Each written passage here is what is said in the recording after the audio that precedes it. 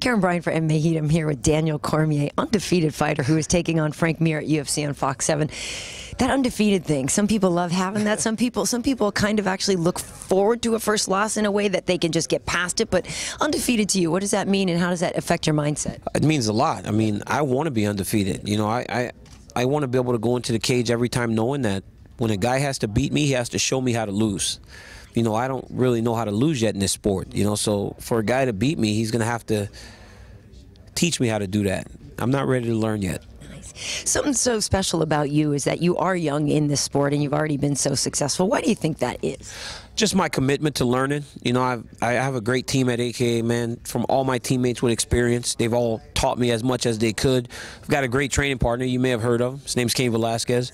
You got to get a little good, you know, you got to get better to train with him every day. But just my commitment to learning, man, and just opening myself up to getting better and trying to become the best mixed martial artist I can. So couple that with my work ethic and my wrestling, and you have 11 wins, no losses. Well, I've trained with you at that UFC thing that time, and you kicked. I was trying to take you out. You did. You kicked my butt. Here's the thing, though. How hard was it? You know, listen. Obviously, you wrestled your whole life. Been in the Olympics. How hard was it the first time you had to train and take a punch?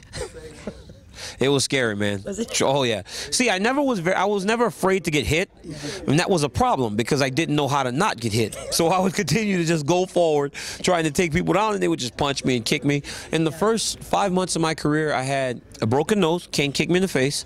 Rockhold kicked me in the face about 4 times, and black eyes, I was always just beat up. Yeah. Thomson used to try to beat me up. Everybody would beat me up. You know, why not? Beat the new guy. But look at you now. Yeah, no, I made it. I'm doing an interview with you. Oh, that's nice. Listen, Frank Mir, obviously very dangerous in submissions, but you as a wrestler are not afraid of the ground. How does that balance out? Well, I just got to be able to fight everywhere. You know, if I try and take away fighting on the ground, it kills a part of my game. You know, I can't do that. I can't not fight on the ground because Frank Mir's a good jiu-jitsu guy. You know, I've got to be willing to fight everywhere. And just hope that my preparation is good enough. You know, I think it is. I've got great partners. I've got a great jiu-jitsu coach, and I've worked hard in all of his areas. So I can't take away part of my game because he's good at a certain area. Yeah, and we know, for years people have been saying you're small for a heavyweight, and now you've actually said that you may drop to light heavyweight. Do you think now that there's the science of weight cutting is helping you do that, and how you know, realistic is that option? Well, it's because I've gotten smaller. You know, if we go back a couple years, you know, I was weighing in 250. That was after training camps, you know, so now I'm usually around 235 in the morning, 237, you know, and lighter. There, as you said, there's science to weight cutting now. There's people to help, and I actually have a little more resources now to find someone to help me and actually pay for it if I need to, and that makes it realistic. And but it's also just being smaller. You know, I think it's a realistic possibility. Although, you know, before this week, I hadn't really thought about it. You know, I've been so focused on Frank that I hadn't really even thought about it at all. Well, listen, I had a great time working with you when Cain, just the way he beat JDS that night, and it was really actually one of my favorite moments on TV. It was a very special moment when you guys got together, when Cain came up and joined us.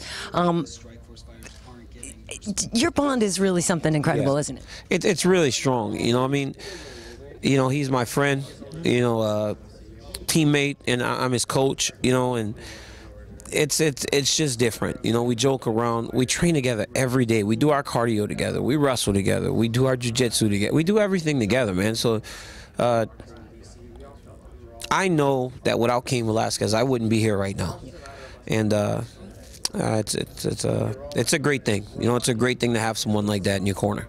Very nice. And I guess we'll be working together again when Luke and Vitor fight each other. My boy Luke Rockhold, the MMA Ken doll, makes his MMA debut.